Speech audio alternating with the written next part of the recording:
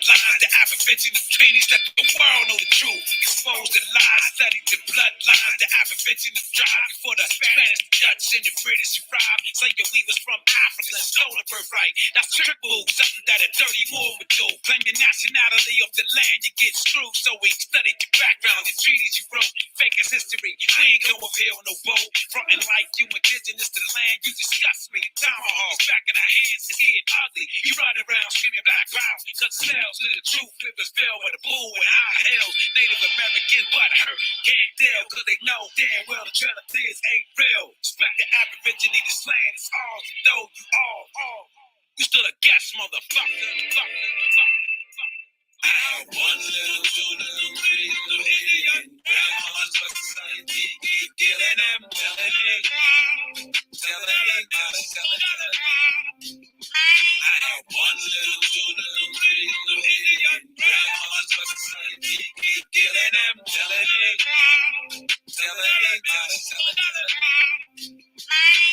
House nigga, real nigga, fake nigga, feel nigga. My skin ain't black, what the deal, nigga? Salute Omaros, better Aborigines, owners of the land and every goddamn tree and every goddamn sea. Invaders ever cross, step foot on the land and you can step the fuck off. Breathe, you gon' make us swing the sacred tomahawk. Fucking around with us with that black constant. Fake bricks and slave ships, that's the reference. Brave with African, look, you gon' need more evidence. I'm American, Aboriginal, indigenous, you bogan DNA test. That shit is rhetoric, stay woke. Aboriginal, get out. Your civil rights acts, all you can eat, big out. And Stockholm syndrome, mix skits out. Phoenix Moon got the antidote, get that shit out. Meanwhile, rapping about my birthright, fuck a freestyle. Teach each man, each woman, each child. Black race is really Indians indeed now. Man, they indeed now. Holly Dole, Title 18, G goes. Pilgrims get big gold, but Phoenix and Beast Mode. Bring up my peoples out of the sleep mode. We ain't black, colors, Africans, or Negroes. But one little, two little, three little Indian. Grandma's for society, keep killing them, telling it. I have one little, two little, three little Indian. Grandma's for society, keep killing them, telling it.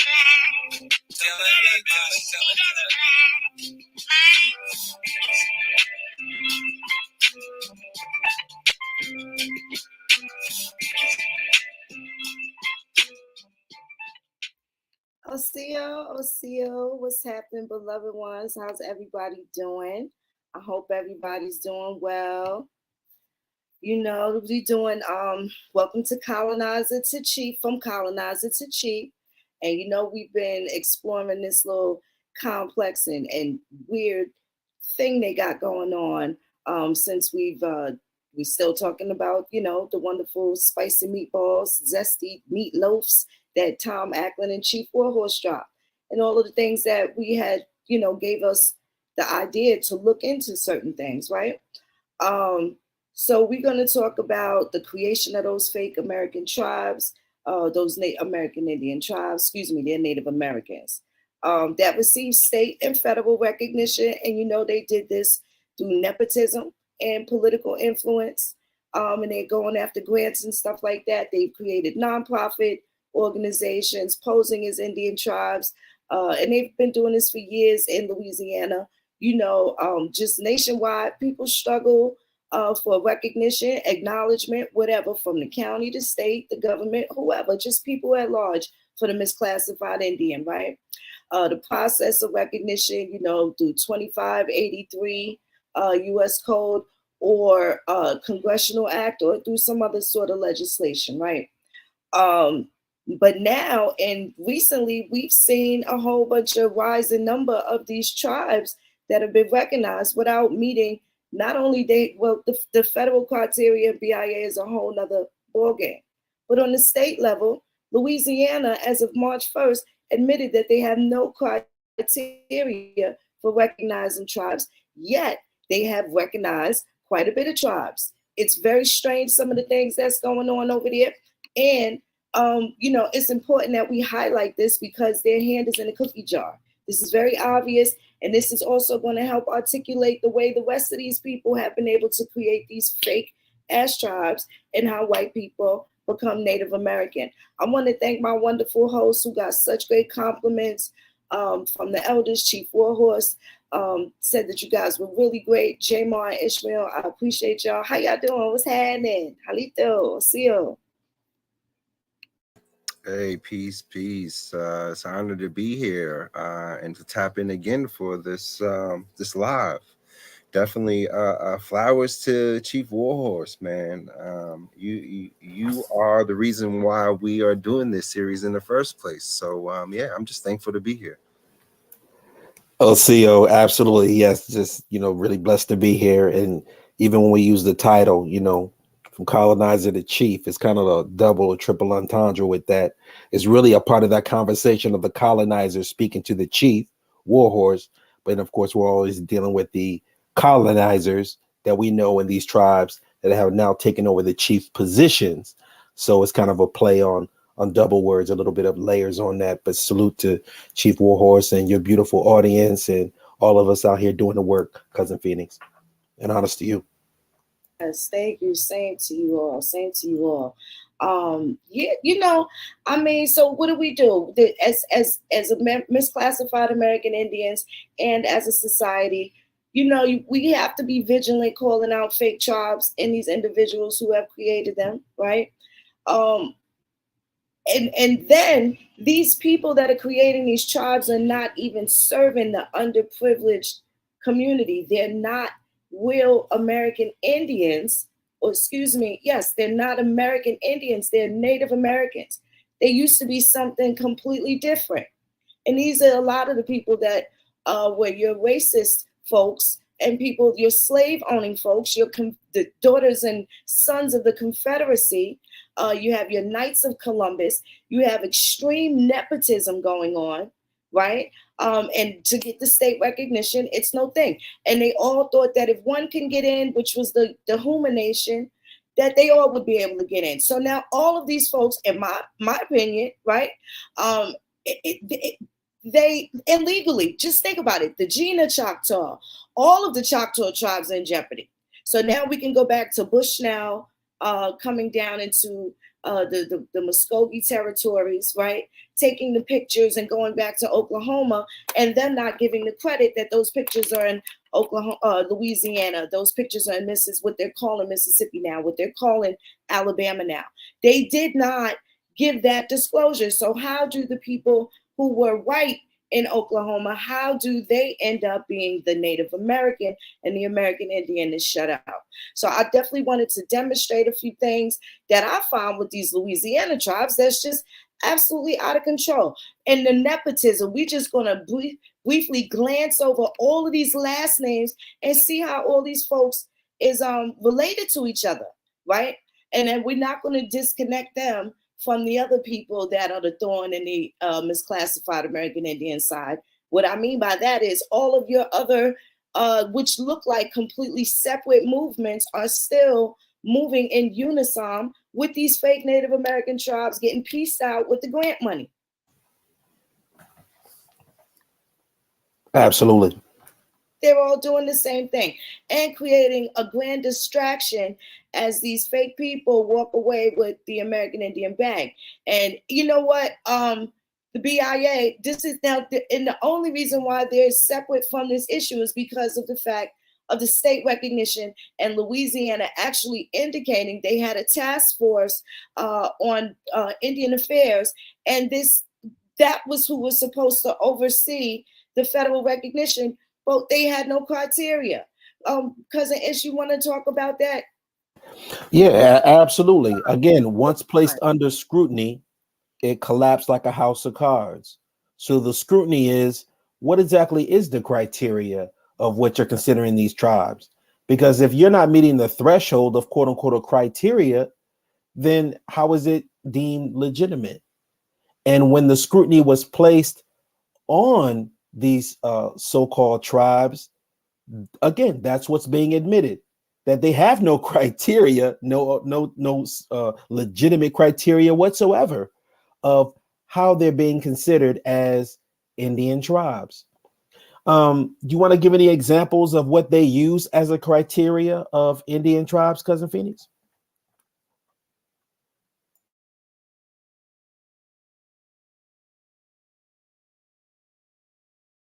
If you give me, yes, please just allow me 1 second. I actually wanted to read from that article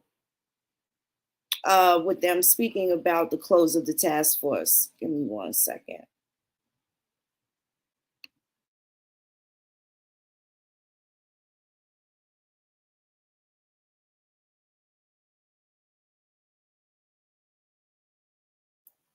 And just to make it clear, this article that's being pulled up to you is something that's real time. This is not some old article at all. This is a 2023 article. So we'll see what they're doing in real time.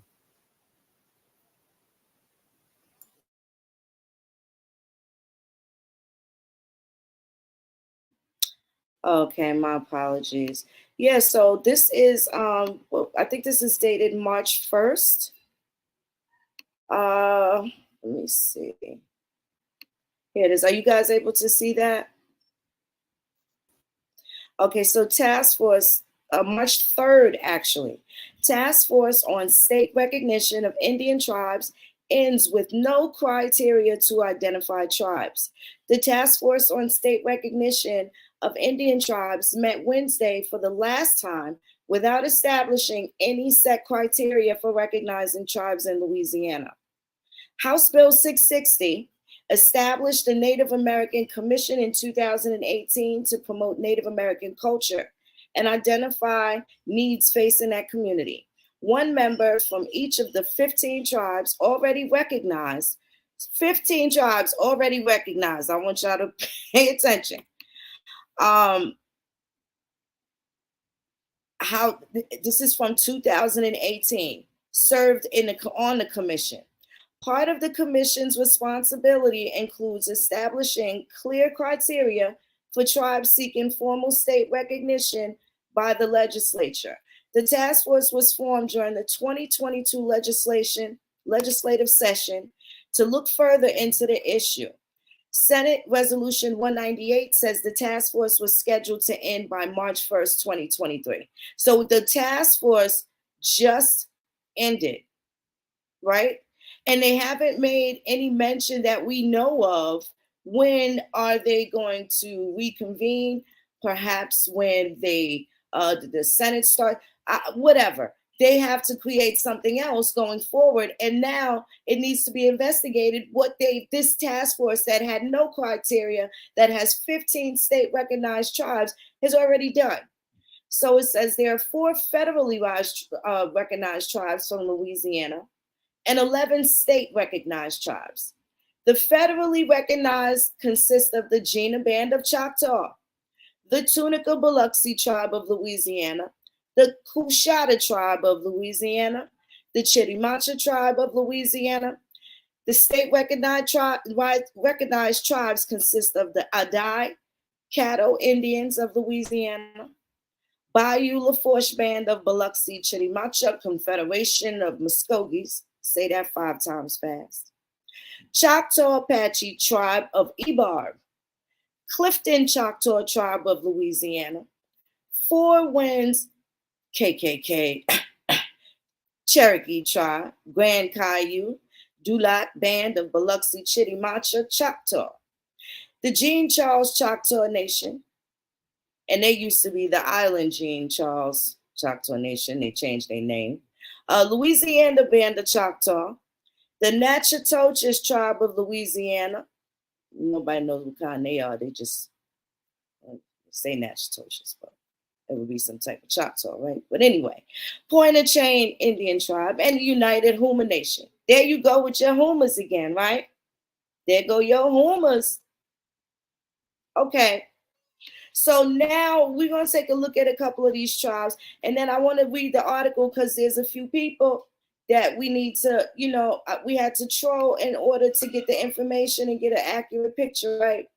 So now we have Senator Heather Cloud, and she's a representative, Turkey Creek, right, noted that half a dozen states have some form of state recognition for tribes. States that do not have their own criteria follow federal recognition processes. Well, let's just say that's the case, which it is here, as Louisiana is indicating, they did not do that. And this is where we're going to touch on a few of these things with that. Now, what, Cousin Ish, you wanted to mention the names of some of these tribes, right? As we deal with, well, what's ironic is, number one, again, no criteria for what they're representing. But number two, what we're asking the question is, when did these tribes become white? We still haven't gotten the answer of when these tribes became white, because these people that are running around playing Native American in those tribes down there, they're not of our lineage. They're not of our lineage. They don't have our phenotype. They don't have our history. So we have that reinforced when you're dealing with the testimonies of those 1930s when they were given the slave testimonies of those who were enslaved. Those who were enslaved, there are people. And if there are people and they're telling you that their mothers and their grandmothers and their grandfathers were the people that were enslaved by those white people or by those Indians, those Native American Indians that were enslaving them, then when did they become white? Because that's in quote unquote a modern era. When you have the photos of them sitting in the chair in the Library of Congress right there, when you can go to the website and see what they look like. So when did they become white? As we ask those questions, on my page, I posted up, on my website, we have posted up the newest article that reads as asking those same type of questions, but we also have the breakdown of the Louisiana slavery. So before we go into that part, I wanted to make sure that we allow Brother Jmar to expound on anything that he wants to, and then we can kind of go through our individual parts. Brother Jmar, did you have anything that you wish to share on the topic also? Interesting enough, I would like to share something that I stumbled upon just looking into, this federal recognition process and some of these tribes that names keep on popping up. I'm going to share my screen real quick.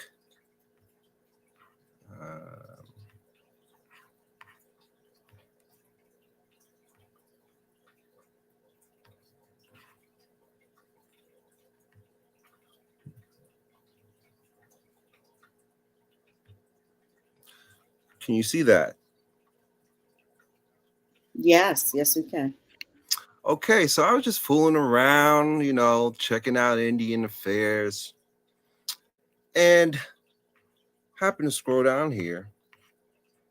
Notice groups requesting federal acknowledgement that will become petitioners when they supplement their petitions. Friday, March 3rd, 2023. You see some of these tribes that we were just talking about. The Huma, the Chittimacha, and certain contact persons, and these are all as recent as 2015. But these petitions are still in process. So, yes. Can you read those tribal names, please, so people are familiar? Yes, the top one, this one is in North Carolina, the Meherrin Indian tribe. Next one coming from Louisiana, the United Huma Nation Incorporated. Louisiana again, the Biloxi Chickamauga Federation of Muskogee Incorporated. Also in Louisiana, the Point Au Chien Indian tribe. In California, the Tehuano Band of Mission Indians. I'm going to mess that word up, nation. So yeah, this was just something I just looked into literally today, and just listening to, Chief Warhorse's video with Tom Ackland. There you go. You got the Chickamauga, you got the Homa. And these guys already having petitions in the government right now. But as we can see in Louisiana, there is no clear criteria. So as we delve into some of these tribes and where their origins actually come from, it's definitely something that's present day, right? We're fighting against present conditions of these mysterious tribes being popped up left and right, but yet people that do have some of those Indian ancestry proven, like Chief Warhorse, gets looked over. So yeah, I'll just add that. And she also mentioned in that video, a lot of these tribes are reporting to come from her ancestors, but yet they can't recognize her. I'll close on that. Thank you for that, Jmar. Thank you for that. Yes, make that make sense. They stealing and jacking from her and don't give her the credit. Not that she has ever tried to get down with the BIA. She doesn't have to. They've been recognized since time immemorial by other nations. So that's that with that. But at the same time, the way that they've been able to get the contracts and also create these situations, different situations for the people that are actually in poverty and the Indians that the tribe, that funding is actually for, who they're supposed to be helping. Again, these are the sons and daughters of the Confederacy. These are not people that was on their back pockets. This is just their new way of coming up. And it happens to be at the expense of all of the money that is given to these states individually, right? In which they're receiving fundings for these contracts, non-government contracts that they're getting as they're faking and pretending to be Indian tribes. I want to go over some of those that Porter Chen. Those are some of the people that were named in that article. And if I didn't post it, I will do that right now. But I also want to talk about the representative, the people who bought the petition for them to even have federal recognition. And I just want to show y'all something. Give me 1 second.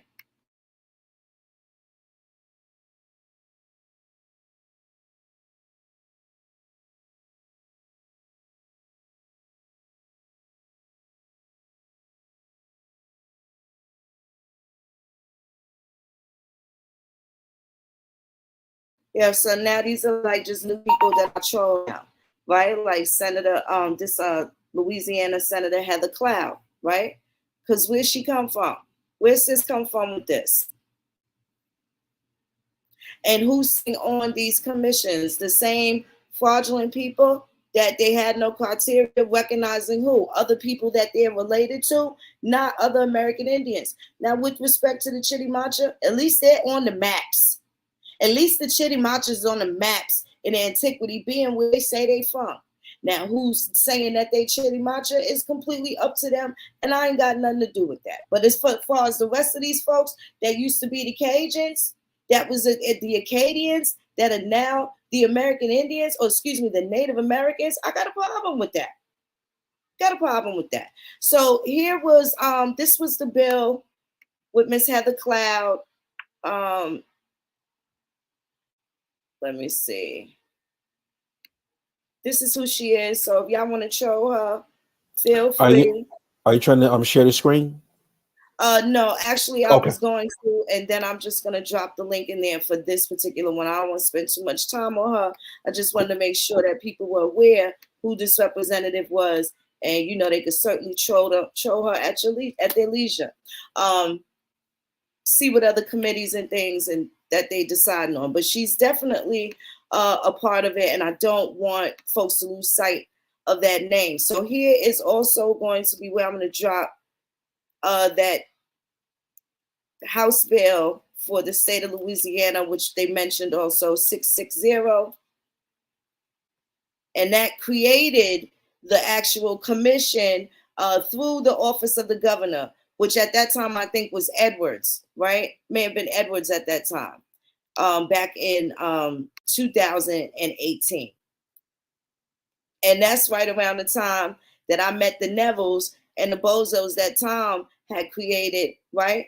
And they was trying to get us to go to these events and stuff like that. And I'm going to tell you what, they also had an encounter with Hemok Seelip, because every event, I missed 3 events, and every event that they invited me to, Hemok was there.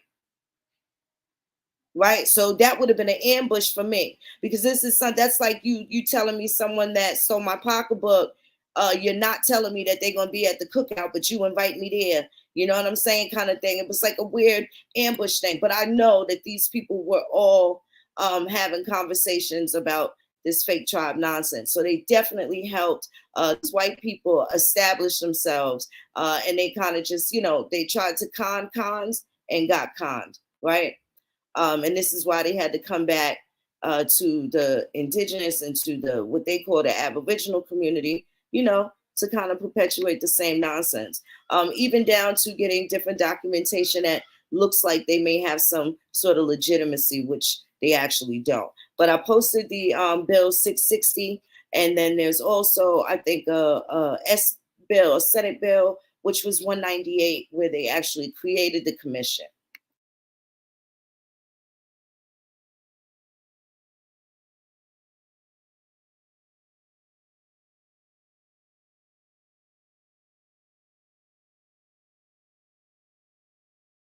And then I got to show y'all this picture of this family, and they just one big happy family, and how, wow, this went down.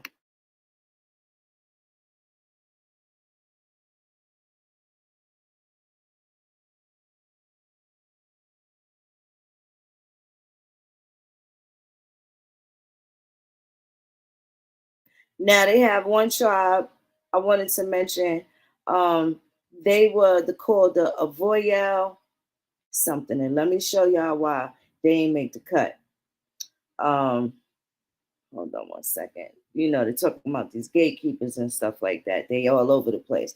Now, far be it from me, because I don't really know who these folks are, but I can almost assure you'll be able to see why they didn't make the cut. And it was almost troubling, because I kind of was trolling them a little bit and kind of got a vibe from, let's see if you guys can see who I got a vibe about.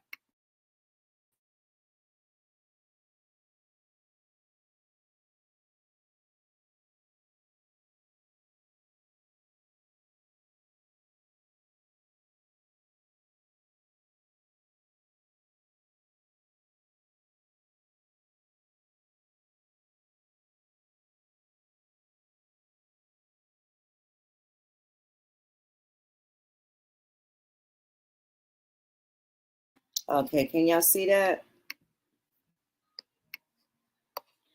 This is the Avoyel tribe of Louisiana. Now I want y'all to take a look. It's the Romus Antoine. That's the chairman in chief, right? They have a constitution here. We, the people of the Avoyel Tainsa tribe of Louisiana, do hereby adopt this constitution in order to promote the common good and well-being. I don't have to go through this, but you can see, take a look at it, and you can see clearly why they didn't make the cut. Let's take a look at some of their photo gallery. And then I guess we should probably take a gander at their history. Do they not have anything there? Okay, they don't have nothing there. All right, let's see what they got for history. Okay, so this is something that they have documented, updated May 13th, 2021. From historical times, Marksville, Louisiana. Okay, I'm looking for a date, y'all.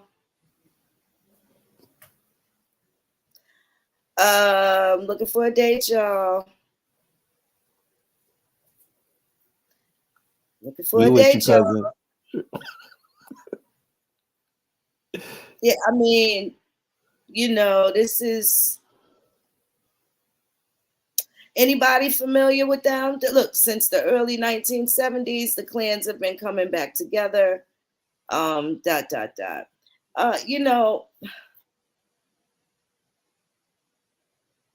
not a chance. So here's their map.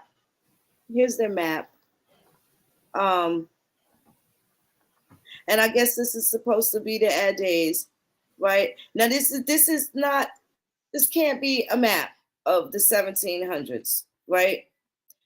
Figure 2 is a map showing the distributions of various tribes in the year 1700. And as usual, all roads lead to Louisiana. Are they sure about that? They're not sure about that. Anyway, I'll tell you who I don't see. I don't see any humor here. There they go. Okay. So this is Johnny Come Lately. It doesn't say if this is French, if this is Spanish, if this is German, Louisiana. It doesn't give any indication, but this is how some of the flimsy evidence or whatever presentations that they've been making. So they have a timeline here. Mobilia name for Avoyelle. Oh my goodness. Tassanagula for the name of the Red River. And they talk about Iberville. Okay. So these are some of the documents that I would assume that they would have had to submit, certainly to the BIA, in conjunction with the Ofo Tunica and some of the Choctaws. They attacked the British regiment on the Mississippi River and forced their retreat. Well, this is interesting. And, you know, if you get the time, you could play with some of these maps like I do. I ain't going to run through the whole spiel, but I'll tell you what, with those, now the interesting part is this is 1764. You have those boundary lines, especially for West Florida, right? The West Florida parishes have nothing to do with the Louisiana Purchase. And according to those boundaries, they had their government set up and respected by the French, Spanish, and the British, right? So this is still leading up to your Revolutionary War with the United States. And also they're still having their 7 Years' War, and it ends up here being on our turf, but not necessarily within the 13 colonies, as there's still, Great Britain is still acquiring and holding land in other places that were previously owned by the French and the Spanish, as those two duke it out amongst each other. But so now this is them. This is this tribe's information. I'm going to drop the page so y'all can look at it. But I'm going to just tell you, if you troll around a little bit, the rest of these folks, because they are dark skinned, this is why they definitely getting discriminated against. So I don't know exactly. I don't remember if Tom mentioned these people or whatever, but that's that with them. Okay, so this I find this interesting. But these are the only people that the dash of pepper and a bowl of salt with the rest of these tribes in Louisiana. Okay, let me just make sure I make that clear. Just a dash of pepper. So yeah, I don't know. They got a lot going on out there, y'all. Okay, so I just dropped that in the chat for y'all.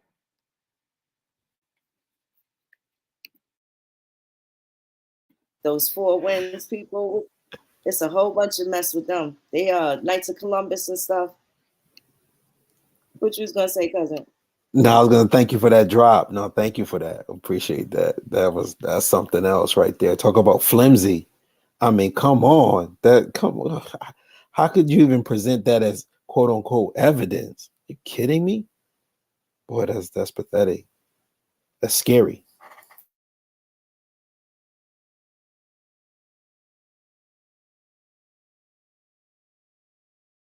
Hold on, I got a picture of them. Hold on, I got a picture for you. A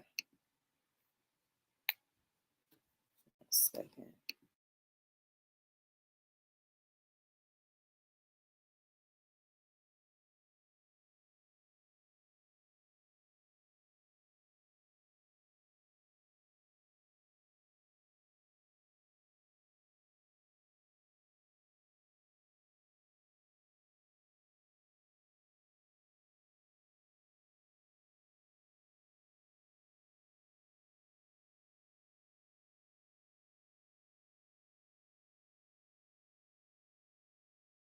My bad. I think I duplicated. I apologize. I think I duplicated the link to the petition of that.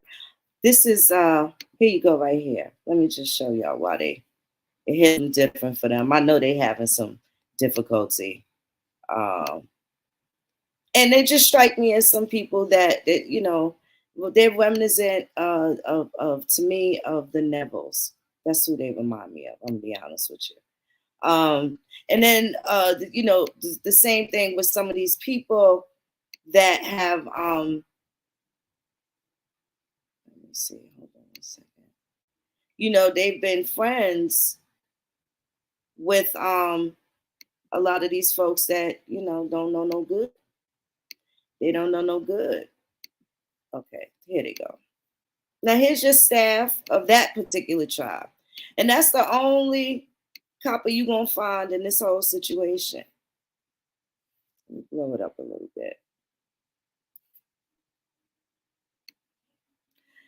So the chief is Chief Romans Anton, and you have Secretary Miss Ann Salier, Assistant Secretary Miss Mary Reed, and genealogist Mrs. Mary Price, and you have housekeeper Mrs. Barbara Jones. So I don't know who all is in their tribe or what have you, but that's them folks. That's them folks right there.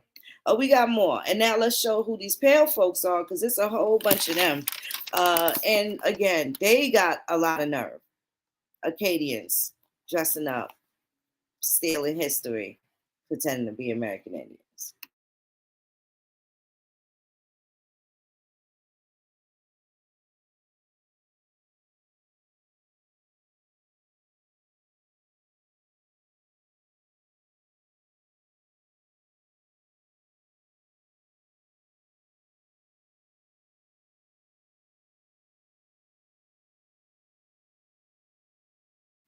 Hold on a second. Oh, cousin Ishmael, Jmar, y'all could come up like anytime while I'm getting this other stuff.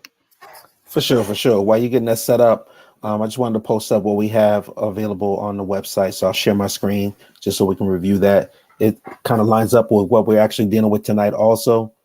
Just a continuation of that to enhance the topic. So let me just pull that up for you right now, cousin, while you get that also. One moment. Okay, here we go.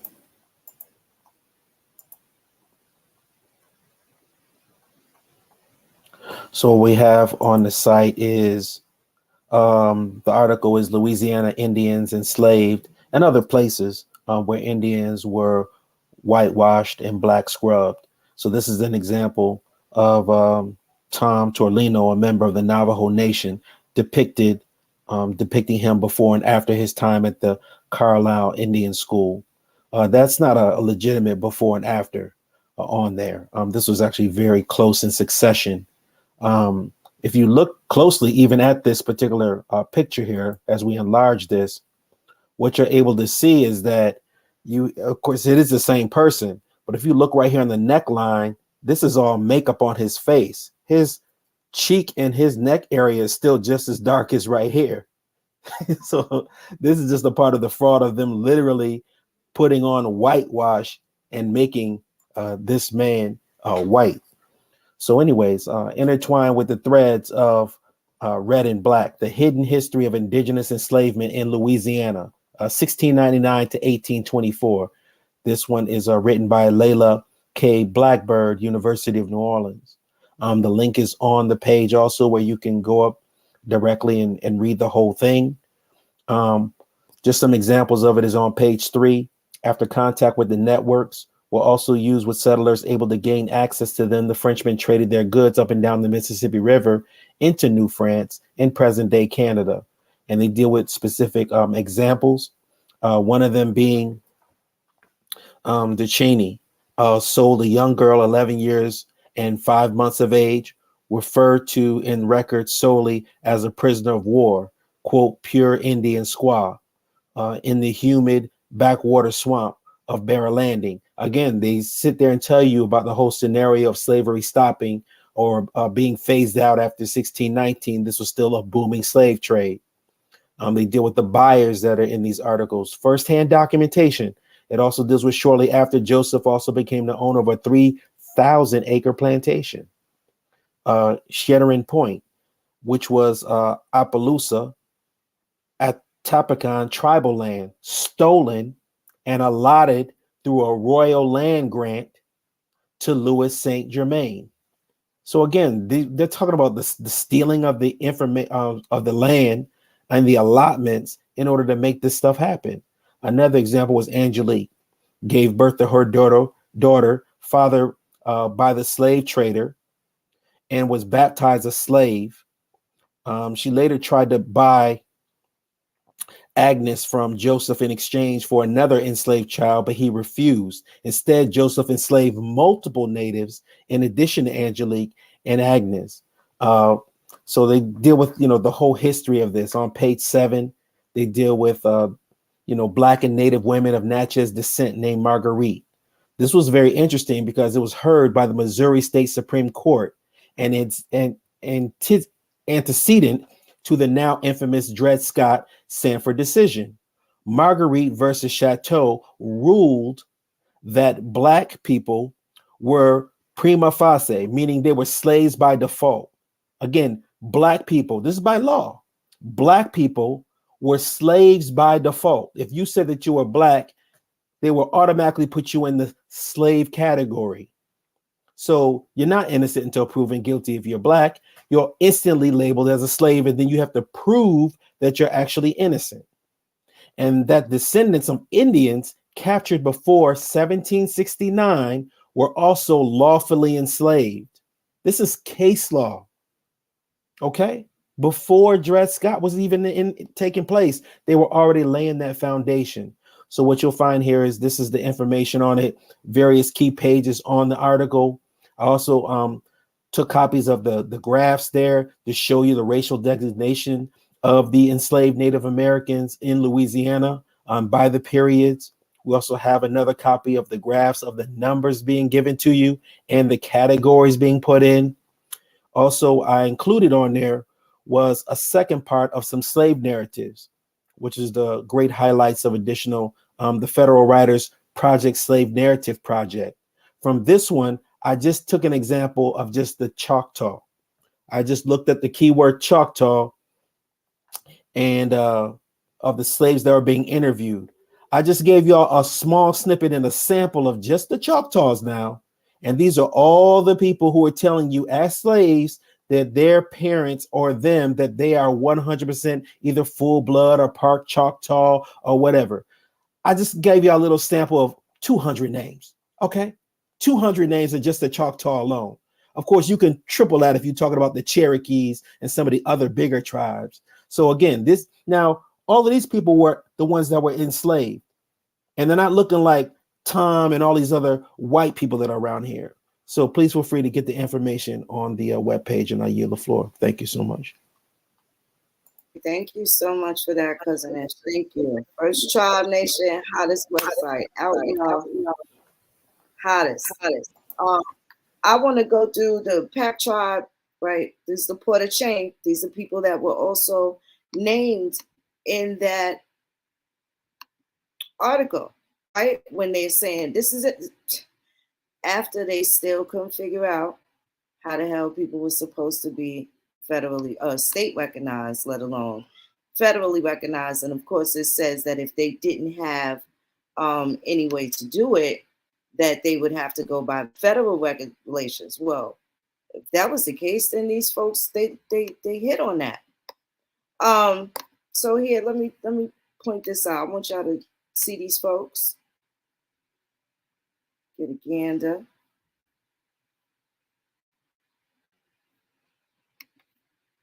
Okay. Now, these people,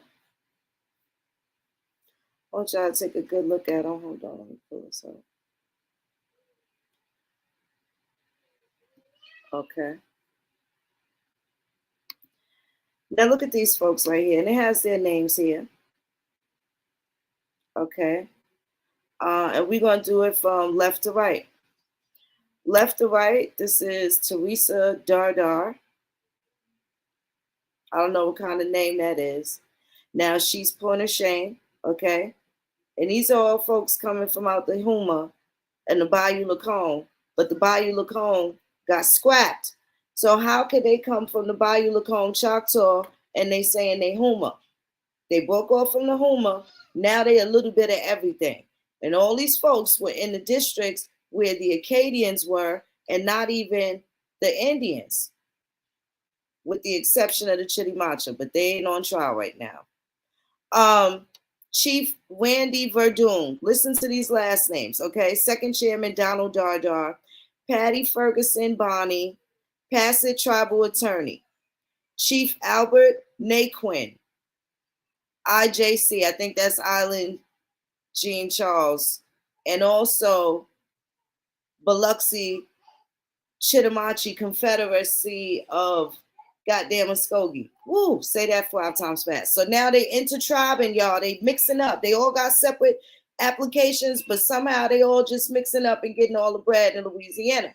Councilman Ernie Dardar, IJC BCCM. Councilman Vonnie Courteau, GCD BGCM. My goodness. Principal Dawn LaFont, Point O'Shane Elementary. Now that's where I was saying how the school board was doing the recommendations or the part of the recognition. Where the school boards come in is beyond me, because I know that's not in the federal criteria, which stands in the absence of Louisiana not having a way to determine who gets the funding, who is actually determined to be an American Indian / Native American tribe, whatever. So now you have Shirley Verdeen, you have kneeling, whatever that means, kneeling Secretary Michelle Mathern, Elder Teresa Elliott, and also hearings but unavailable for the picture was some lady named Arlene Naquin. Right now, when you're digging these people up, again, this guy here, the Dars, the Naquins, and all of these names you see repeated throughout all of these tribes. So think, y'all, if these folks all come from the same people, how do they end up with all these different names?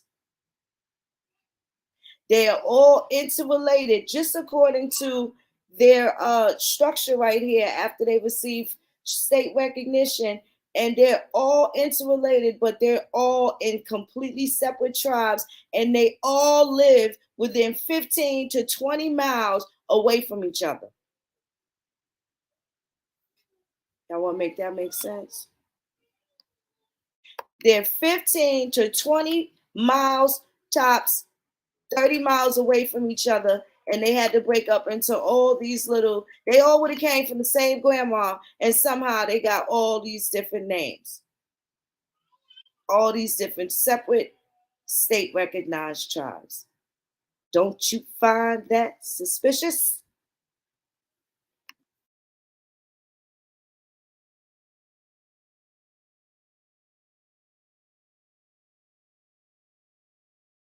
This is the type of time they on. This is the type of time they on. And it's also interesting, when you look at the bill, who pushed it? It was Reggie Dupuy. Reginald Paul Dupuy, and he's out of Terrebonne Parish. Terrebonne Parish is where the Houma come from, right?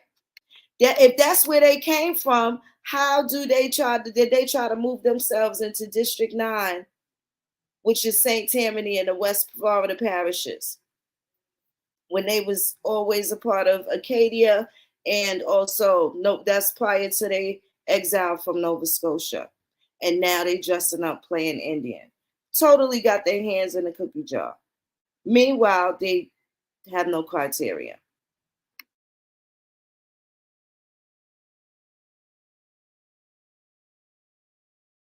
The representative that did the petition, his mother is related to the Naquin people out of Terrebonne. So we can't say he don't know those people.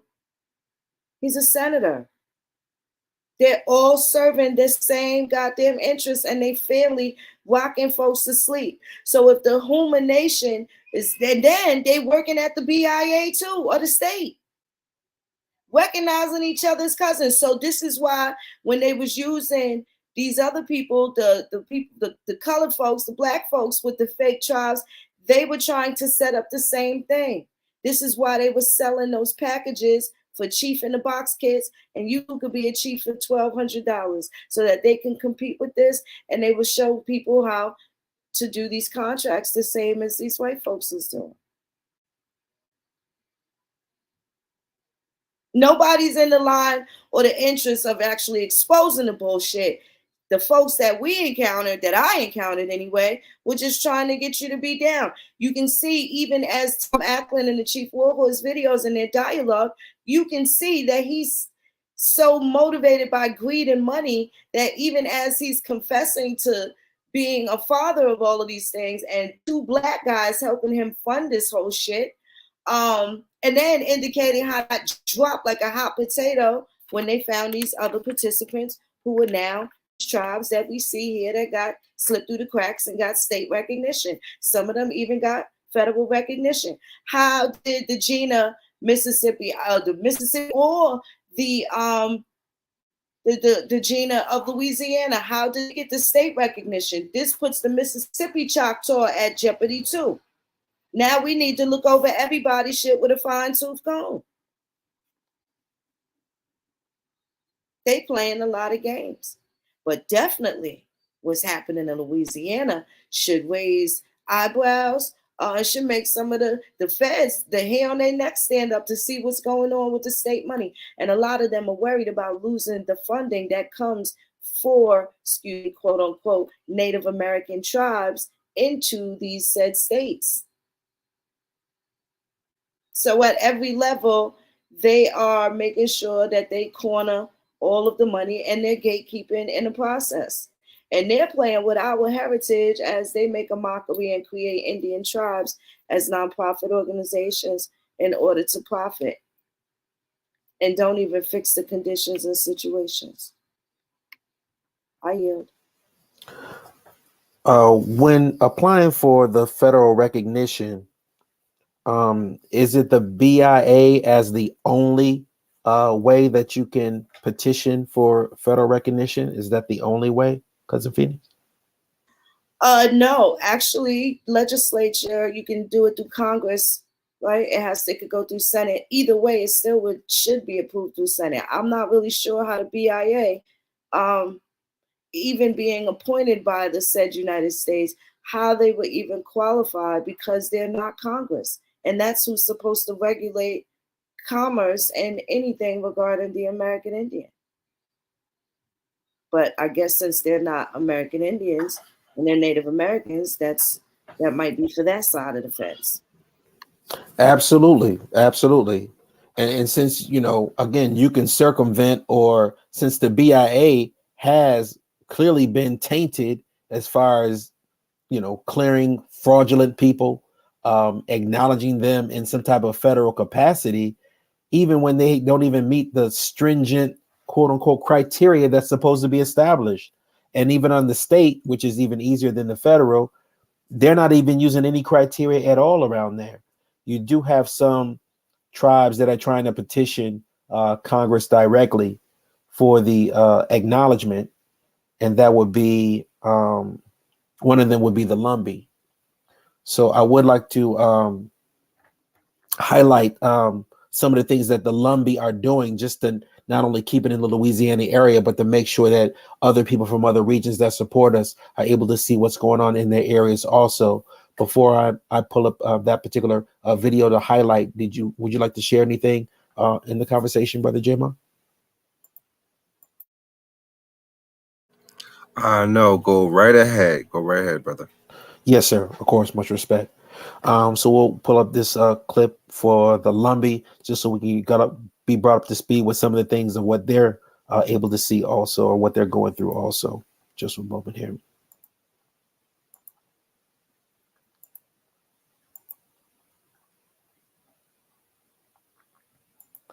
So this particular clip is called "How the Government Turns American Indians into Freeloaders."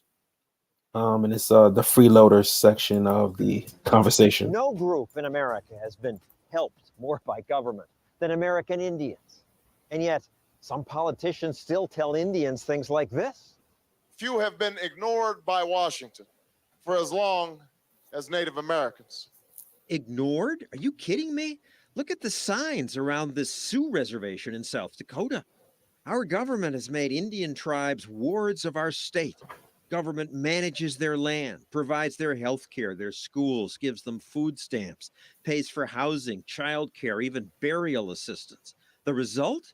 There is a stunning poverty here. Only 1 in 4 has a job. There is a scarcity of phones, not even any banks. Indians have the highest poverty rate and lowest life expectancy of any group in America.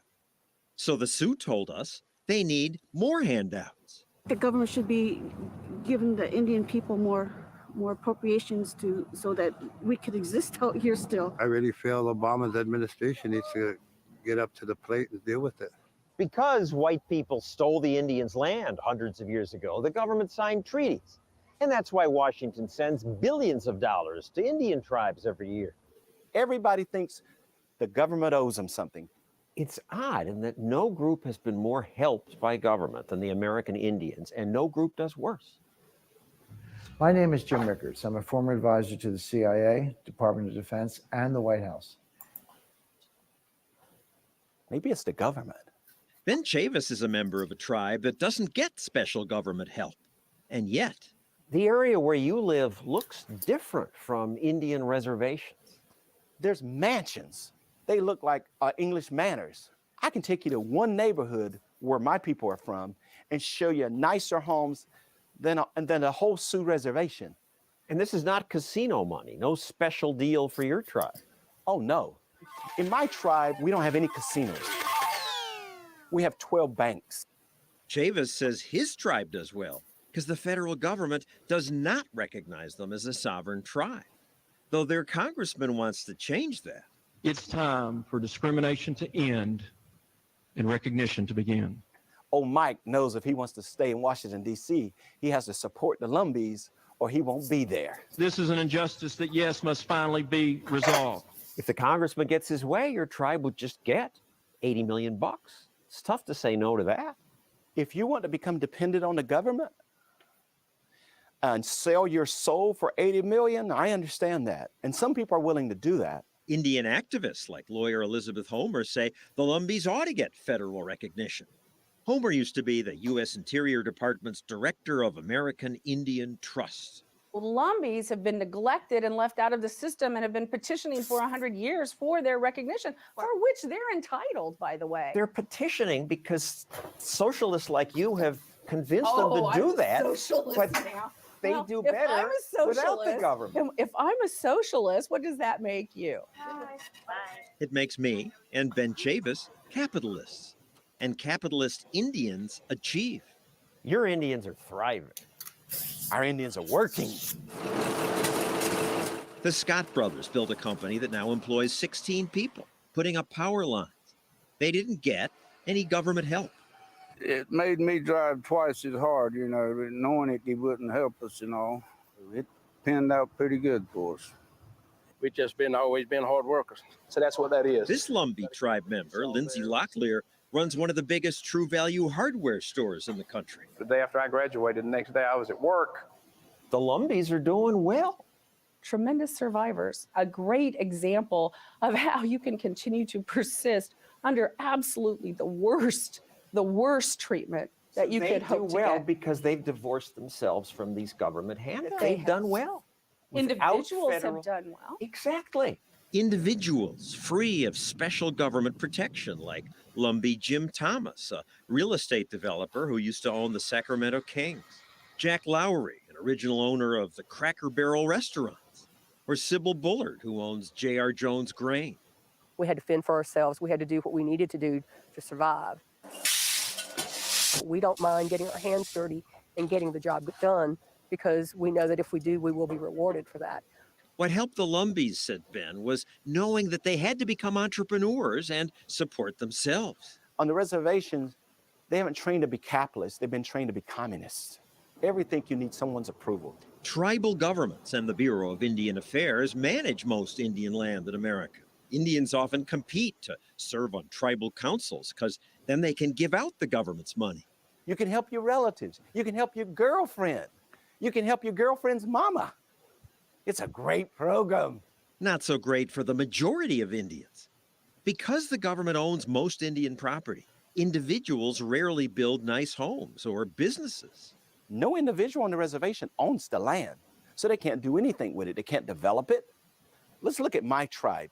We have title and deeds to our land. That's the secret. I raise cattle, Red Angus cattle. I can do what I want to because it's my private property. My buddy on the White Mountain Apache Reservation, he has a farm, but he can't do the same things I can do. If the tribe decided one day, we want to take your land on the reservation and give it to one of my relatives, they could do that. Government handouts don't work well even for the freeloaders. But there are always enablers who say, yes, they will. American Indians own more land than any group in America, and you are still the poorest group. How can that be? Indian reservations are basically in areas that have been neglected by the United States. The tribes have been located in some of the most isolated areas geographically. So what? Other isolated groups have done well. How come the Mormons got rich? Where they lived just as poor. How come the Amish got wealthy, even rejecting modern tools? I don't know how wealthy the Amish are, and I don't know how the Mormons got rich. Maybe because they weren't relying on government rules and Indian trusts and all your lawyering that teaches Indians to be helpless? Oh my goodness, I don't think that that's true at all. I take umbrage at that, sir. What you're really saying is Indians are too dumb to manage their own land. So the government has to be, papa and take care of us. We don't need the government giving us handouts. There is no Bureau of Irish Affairs or Latino Affairs. Why is there a Bureau of Indian Affairs? We are a starved people in a rich nation. Already we've got the Empowering Tribal Nations Initiative, the Advancing Nation-to-Nation Relationships, Protecting Indian Country, Tribal Priority Allocations, Indian Land Consolidation Program. All these government programs. Indians are poor. Indians are poor. Die young. And that's why these programs are so important. But maybe these programs are why Indians are poor. Well, I don't think that that's a fair thing to say. In fact, I think that they are the most neglected of any population Government in the needs United to do States. more. Yeah. And every freeloader wants more. We get welfare checks, we get grant checks, we get food stamps, but if you look at these farmers and ranchers, they get the same thing. That's what these subsidy payments are for. It is true that subsidies also go to farmers and ranchers and big companies. But just like the gifts given these people, subsidies keep you dependent. The handouts certainly haven't helped America's Indians. We got all kind of Indian programs in America. The homeless program, the stimulus packet. It's all welfare. It's all a con. Speaking of cons. This isn't the only time I've freeloaded. Next, we'll show you how the biggest freeloaders are rich people like me. So that was I miss John Sauce. I'm so over the top. yeah, that was highlighting what was going on. It was interesting. I would like to debate him. I would relish in that opportunity. I would also like to ask that lumpy, green-eyed, goofy nigga some questions also. I provided last week hundreds and hundreds and hundreds of Lumbee names that were slaves. If you got all this money and you rolling in so much dough, why do I have to go find them? If they're supposed to be your kinfolk and they're Lumbee, they already went through slavery and you got the slave testimony of those who are Lumbee. Why are you rolling in so much dough and you owning banks and you got all of this industrious stuff going on? Ain't hating on that. But nigga, where's the rest? Why aren't you splitting any of the pie with those who went through the enslavement process? Because some of them goddamn Lumbee on there was white as fuck. They damn shit didn't go through the slavery process. So you really don't want my fucking undivided attention where I really got to unlock what's really going on. But why do we got to sit here and be going through all of this stuff and you motherfuckers ain't doing none of it? That's the issue that I have with it. When we talk about the Choctaws, we're providing hundreds and hundreds and hundreds of those who went through slavery. explaining that they're of that lineage. We're explaining exactly what the Lumbee went through last week. We explained what the Creek and the Cherokee went through last week. We have databases of the direct testimony of these people, and they all ignore the black element of their tribes. They're nothing but out and out racists. And I stand on that. Yes, indeed. Yes, indeed. Overt and covert.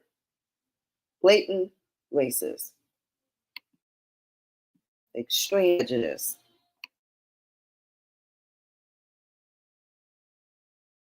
That was an excellent clip. That was an excellent clip. Thanks so much, cousin.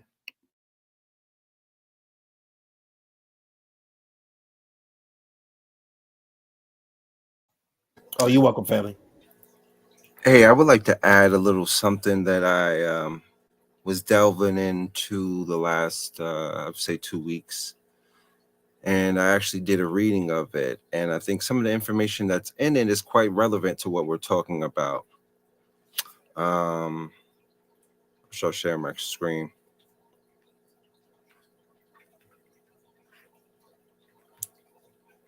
Now, I stumbled upon this information going into You gotta hit the screen share, brother.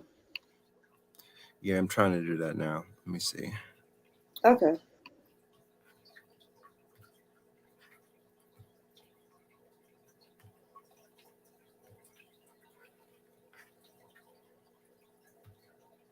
Yeah, I haven't done so already. Hit the like button, share the video. If 3 of y'all share that to y'all subscribers, then we could get out there a little bit, spreading this truth. You know, the real Indians gonna need the support. We need the support. That's really what it is. We appreciate those of you who are here, and we want to reach more people so they don't get jammed up with the wrong folks and get caught up on the other side of the fence with these foes, fake tribes, and you already know the rest. Oh, here you go, Jmar. You can see that? Yes. Yes. Okay. This document, I'll go to the top. Let me just make sure I got my spot. This document is entitled Making Indians White, the Judicial Abolition of Native Slavery in Revolutionary Virginia and Its Racial Legacy. And it's something I read in. It was quite interesting, and it stumbles upon some of the first freedom suits, or even what some might classify as some of the first reparations case up in the New England, Virginia area. Also, it goes into the racial ideology presented through these Indian freedom suits. Now, if I just find my page, I'll be reading from 1520. And this comes from the University of Pennsylvania Law Review, right? All entitling different law cases dealing with slavery and colonial era. So I'll just read through this. The Virginia tribes in the ongoing struggle for federal recognition. Although Virginia elites assumed after Robin that natives had disappeared from their society, Robin being one of the plaintiffs in the Robin and Hardaway case, who won her freedom, right? Just giving a little context to that if you don't know who Robin is. Indians hid in plain sight, subsumed into the free Black population of the state. Despite significant intermixing, the law maintained a strict division between Indians and Blacks. Only natives with less than 1/4 African blood were considered Indians, while the rest were labeled colored. The descendants of Indians even possessed court-issued certifications that testified to their native ancestry and protected them from the numerous legal restrictions imposed upon free Blacks. The need for such documents suggests that Virginian Indians appeared physically indistinguishable from their African American neighbors in the eyes of the whites. In the 1920s, eugenicists even concluded that the remnants of the Virginia tribes could not possibly be true Indians since they looked Black. The response was a series of so-called racial integrity. That goes in, of course, the Racial Integrity Act, which I'll start here. Although repealed, the Racial Integrity Act continued to have pernicious consequences for Virginia's Indians into the present.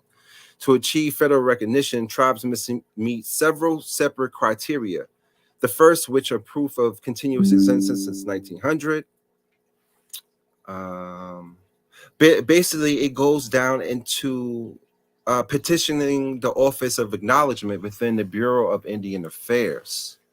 And I think that's one of the biggest things that this whole recognition, or the avenue in which people are trying to reclaim their indigeneity, right? Or through that process, which I find very conflicting, since they had such policies like the Termination Act, which they quote unquote said they disbanded the Bureau of Indian Affairs, which was supposed to transfer its duties back to the tribes or local and state governments.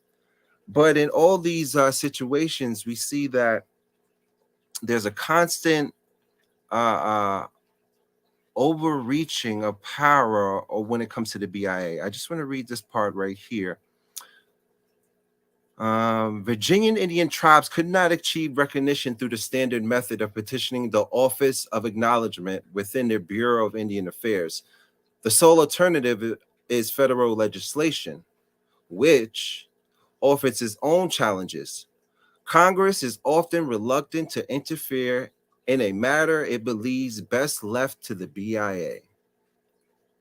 So it's like they almost put passing back blame or acknowledgement to who is even supposed to be the head of this acknowledgement process. And I would state that both entities both have a conflict of interest and have shown that they are, even though they claim to have passed back the sovereignty to Indians, they constantly come up in Indian affairs and in what they quote unquote would like to say, Indian sovereignty, especially for those tribes that have tried to reclaim their ancestry. It's funny. In one sense, they can give tribal recognition to tribes with little or no history, let alone deny people such as Chief Warhorse with plenty of history and ancestry to prove where she comes from. That's right. That's right. Thank you for that, Jmar. That's absolute facts. I want to know, what is it going to take to, for these tribes to have to flash some ID? I think that's really important. And I know that we're the first of its kind, first people in kind to even challenge these issues to this capacity, where we can see where they're not only are they breaking the law, but they're moving the goalposts at each instance that benefits them and disenfranchises the American Indian. I also think that we're going to have to start talking more about how these sons of the Confederacy and daughters of the Confederacy are all tied into these same tribes. So those the four winds Cherokee go back to, excuse me, they go back to my grandbaby in the background giving her parents hell, y'all. I ain't even going to rescue her neither. They have created this thing they got going on in Louisiana, where they have reservation land. They have, again, they're all 15 miles away from each other. They're identified and recognized through a school board, and it was never challenged by anybody. I don't know how they've been able to get away with this for the last few years, but this is what they've been doing. So again, all of these tribes are in jeopardy. They started around the 70s, right after around that bicentennial. Maybe some of them even prior to that, but they were nowhere on the maps in antiquity. Nowhere on the maps. And here they are getting federal and state recognition, and none of in any of their grievances. It's just all about the program money and the grant money. They've never said anything about Indian slavery. They've never said anything about the misclassification. None of that is in their petition. Nothing indicates with the two criteria that most people would be missing, most misclassified families are missing, and that is to have the political, control. Now you may have it over their family, grandma's politics, over the strangers per se, community wise or whatever. But when were they not discriminating against the Indian and their suffrage process? We were never included in the first place. So it's always been an issue. And now, again, they've just found more creative ways to be able to pass through with their legislature because their nieces, nephews, their cousins, their wives, and so on and so forth is related to the same politicians that signed these declarations, signed these treaties, had something to do with the Louisiana Purchase, the people that are down with Franklin and Armfield and the entire domestic slave trade. They were all just, I don't even know what you call it, but this is the obvious connection of how colonizers became American Indians, how they became a chief. And they are all interrelated.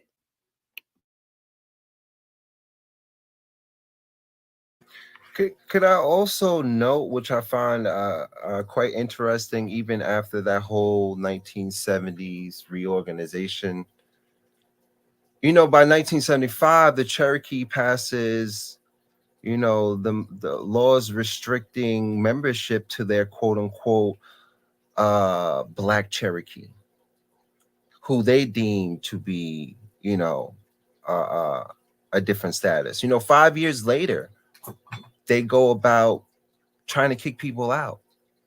I find it very quite odd that would be some of the first things that they try to do, even though that these people are named on such Cherokee rolls. But, I believe that also has a connection to the whole racial context of what the Dawes rolls did. Because the Dawes rolls had a lot of assumptions grounded around quote unquote racial ideology, which has present day conflicts and concerns today. Absolutely. And there's also that prima facie still in existence on its face, right? On its face, we are not American Indians. On its face, we are not Native Americans. Now that they've changed what the view is, now that they changed what the criteria is, it's not about the blood or kinship. It's about the nepotism and membership. Who's in the club? That's what they turned our bloodlines into. And by technically excluding quote unquote the darker members, you inadvertently highlight the white ones, right? It makes quote unquote the melanated person less Indian than the white person automatically through that dismissal of, oh no, I'm going to place this racial ideology. And we all know where this racial ideology stems from, which Chief Warhorse brings up. It's all under that Darwin theory, eugenics theory that was, implemented in the early 1900s and even later on.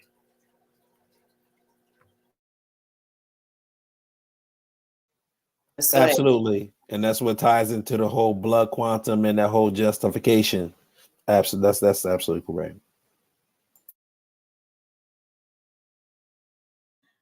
I just know that this puts, and there's still a little bit of sense of arrogance from these people. They have definitely run the gambit of just, acting like some people are just jealous of what it is that they've been able to accomplish in such a short period of time. These folks, especially the Four Winds Cherokee tribe, they had their application in through, I think, 1997, and they come in through House Resolution 137. Let me put this in the chat for y'all.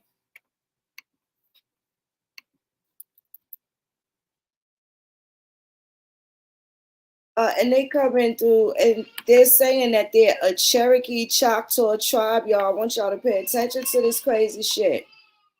How was they able to pull this off? What Cherokee Choctaw tribe? What treaty are these people under? They're not. They're not under any treaty.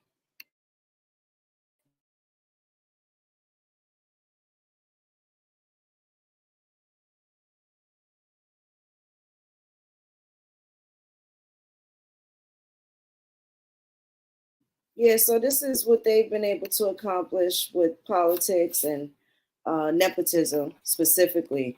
And then there's the people that have also worked in these areas. They've worked for the state.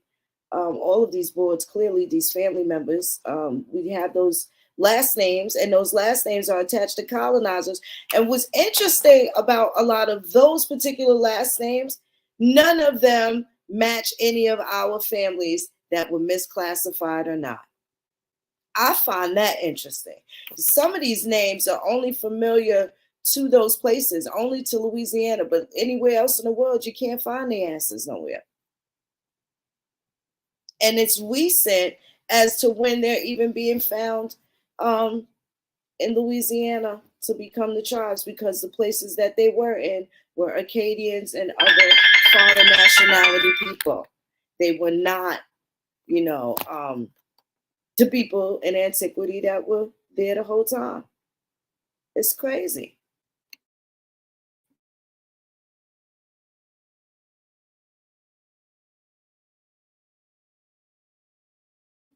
Sorry, my phone is ringing also.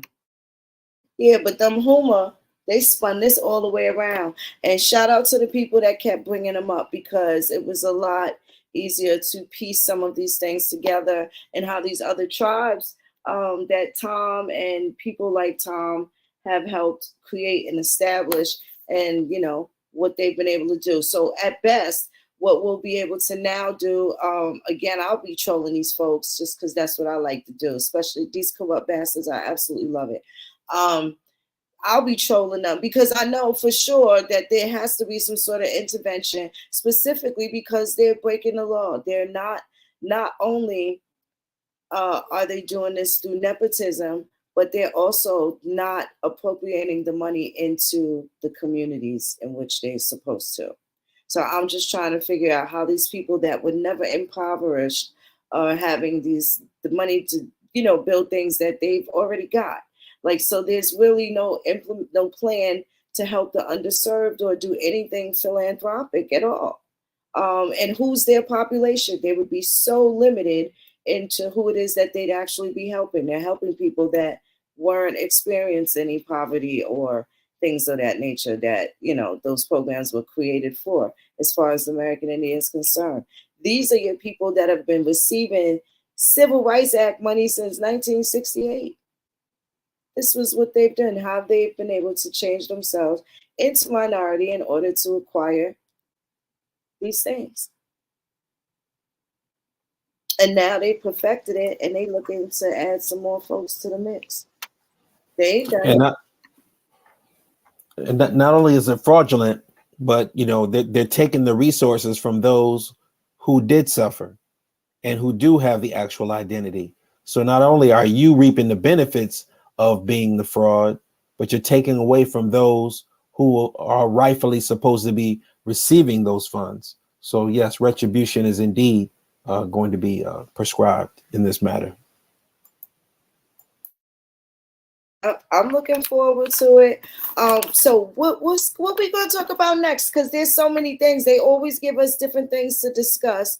How else are we going to incorporate this into the next one? Because I think it should be titled "From Colonizers to Chief: How the White Man Became, how the White Man is Looking for a Negro / African American now." Because that's what they're going to have to do to establish any sort of validity to their Native American / American Indian claim. They're gonna have to find a chocolate granny, copper grandpa out of somewhere.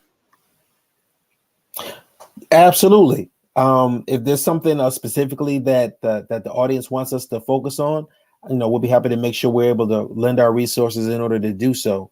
But yes, as I like that title, I like the focus of it, and that's definitely something that we can unpack.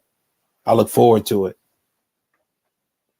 Yes, anybody if they're on the audience, if y'all got anything in particular based off of this fake tribe, if you would like for us to break something down, to look into something a little more detailed, definitely hit us up. You know, I always listen. You can hit up the Phoenix Moon page on Facebook. It's easier to get me there. It's easier to get me there. I don't really say to do the email thing. That's probably not gonna, that's the last place you might catch me. But yeah, the Facebook Phoenix Moon page, definitely shoot me a message. You can put it there, or you can even comment under this video if you have any topics during the week. If you think of anything or come across any news that's valid for Urban Indian Country News, definitely you can submit that and we'll look into a thing. This state recognition at the time right now, why don't you check in and see in your homelands? Because I'm looking also at these people in Georgia, right? I'm looking at them folks in Georgia. They're splitting up counties, making up different jurisdictions, and they're like almost like little mini independent cities. And I'm afraid that there's going to be new white tribes that pop up in Georgia, right? New white tribes that pop up fresh off the boat with ZYX at the last suffix of their last name, and those people soon to become Willie Mae Jenkins. And we can't have that no more, right? Again, this is where it stops. We are the first people to actually challenge some of these things, have the historical facts and details in order to be able to articulate this. We're still waiting for our time to sit down in front of Congress, any senators, legislators, congressmen, or women that are looking to make a change. Anybody in the executive branches as well. And it's going to be a teaching moment for a lot of people when it comes to how they're going to have to handle the American Indian. And I'm not saying Native American, because all of that needs to be examined from the Dawes Rolls and beyond. And again, of course, these state tribes that are popping up. And what are they actually doing within those jurisdictions? How are they making their states, city, towns, counties, local jurisdictions or municipalities better? They're not doing anything. They're acquiring wealth.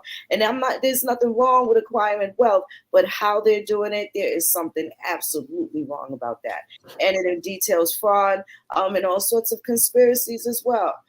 So for that, there should be some justice. It definitely needs to be served and meted out. That's for sure. Cousin, can I share some Georgia news that took place this week? Some interesting Georgia news. Absolutely. Right. So what we have here is, again, this week, live time, stuff that's going down. The bill that could let Buckhead split from Atlanta advances. So they've actually been applying to separate Buckhead from Atlanta, and the bill is advancing. So don't think that these people are not making moves behind the scenes, because they're doing this not only in Buckhead, but they're doing it also in Jackson, Mississippi. There's two things that you can learn from the moves that are being made.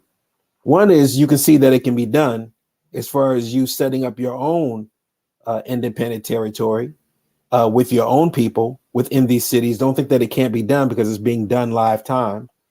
But number two, if you're trying to split Buckhead from Atlanta, when you know that Buckhead makes billions and billions of dollars, that's something to really keep note of, because these white people are saying, y'all niggas are slowing us down and we ready to separate from y'all. Same thing with Jackson, Mississippi.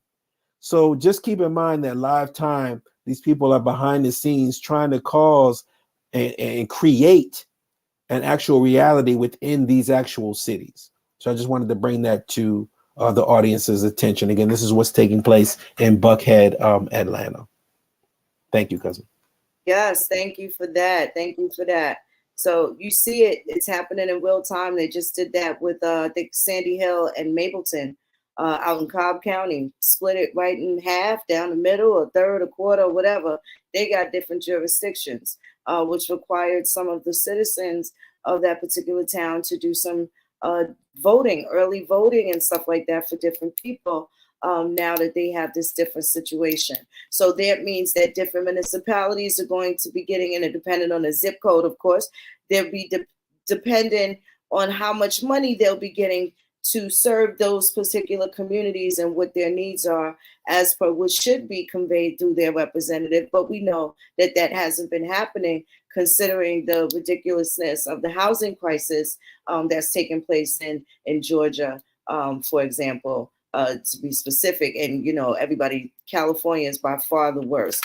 But what's happening in Georgia and these other places surrounding public Indian housing, no doubt, housing and urban development is absolutely deplorable. And that's also how the fake tribes are also getting their money through those programs as well. And because they are state and federally recognized, there's nobody to tell them no. There's no door shutting for them. And what I want to make very clear that during the Cobo versus Salazar settlement, that was our opportunity for us as individual Indians to be able to utilize some of that funding to get some of our our American dreams together, right? But of course, we were sidetracked with, you know, back to Africa and all of these other different things, while that money was getting shriveled up by these now state recognized, now newly federally recognized tribes, when that individual money was there.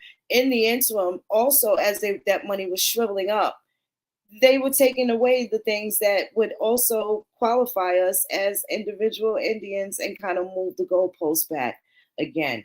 They're doing it in Chicago in real time. They're building these really beautiful, fantastic looking buildings, architecture wise, and they're aesthetically nice looking right there in Chicago. And they're building them for apparently scattered Native Americans. Who are they? It's supposed to be for the urban Indians, but somehow it's going to these other folks that don't live near their tribe and somehow are still looking to be compensated as well. And the only reason why that's happening, because we haven't been a part of the regulating, we haven't been a part of the political or civic engagement surrounding these affairs in numbers that can achieve those results. And then also the fact that we're raising eyebrows and we're talking about the criminality. We're talking about making things right. It's not about the money. It's not necessarily the focus, right? That comes with it. But we don't come from no bum ass people. So the money is not the first thing that moves us unless they're stealing it from us, right? That's when it's a little different. But as far as that being a focus to defending your heritage and lineage, that's not what we're doing. That's not what we're going to do. And that's what's always going to make us different from everybody else. I want to thank my good co-host again. It's always great chemistry when we get together, the drop that we got going on. I can't wait till the next one. And I hope everybody enjoyed themselves. Did you brothers have anything you wanted to say before we close out of here? I certainly do. Thank you for being able to host us, Cousin Phoenix. Definitely, much love to you. I want to thank you as far as the listening audience. So walking on this journey with us. We're moving on to episode 5. Again, unlocking the conversation of what took place from just one video and getting such a wealth of information shows you the power of what was taking place in that specific conversation. So best believe, please make sure that you support Chief Warhorse's page. Make sure you support the YouTube page for the Urban Indian Heritage Society. As you know, the page will continue to grow. Make sure that you're able to sign the petition. This is exactly what the petition is addressing. That's another reason why it's tied in and why we're so locked in, being preemptive and being able to predict what's taking place. I used the phrase earlier this week that I'm no prophet. I'm just an early warning detection system. So we're here to make sure we're able to give you the warning signs of what's going on, because they're following their playbook and it's so played out. It's so easy. You already know what they're going to do and how they're going to do it. And now they're not used to the counter, because now that the rabbit does have the gun, they don't know how to react because they've never had to react. But now they're forced to react. And now it's too late to react. So I just want to thank you all for going on this journey with us. We have some more powerful information. I have a part of a drop that I'll be dropping during the week. I'll also be in Texas for the month. So if you're around the Houston area, please feel free to hit me up. I'll make sure that we're going on, doing some things on the outside, and I'll be highlighting some information while I'm in Texas. So again, thank you again, Cousin Phoenix, and peace and love to the audience. Thank you so much, Cousin Ish, and you have a very safe trip. You never know. It's a lot of Aries action going on We might pull up on you in Houston now. Definitely have some lunch or something. Go check out a mound, see what kind of artifacts they stashing from us. But definitely have safe travels to you, cuz. For sure, for sure. Appreciate that. Thank you, guys. Brother Jmar. Yeah, appreciate everyone showing up. Like, share the video. Everything is shared. I just posted the link in the chat for the petition. Definitely, if you haven't read it and signed it, please do it. This information that we're bringing out, it encompasses everything that we're trying to do and wake up to the public. This is the age of information. Well, we bringing it, right? And we'll be definitely back for another one. So peace to the fam, peace to everyone out there, peace to the chat, and until next one. Yes, indeed. I definitely want to thank everybody in the chat, all my wonderful moderators, the Urban Indian Heritage Society family, and the people that just been rocking out with Phoenix Moon. Y'all been around for a very long time. I appreciate the love. I appreciate the support for sure. You know what it is. You got to take care of yourself. We're going to take care of each other. And if not us, then who? And if not now, then when? Right? This is what it is. It's a wonderful time to be alive. It's a beautiful day in Indian country.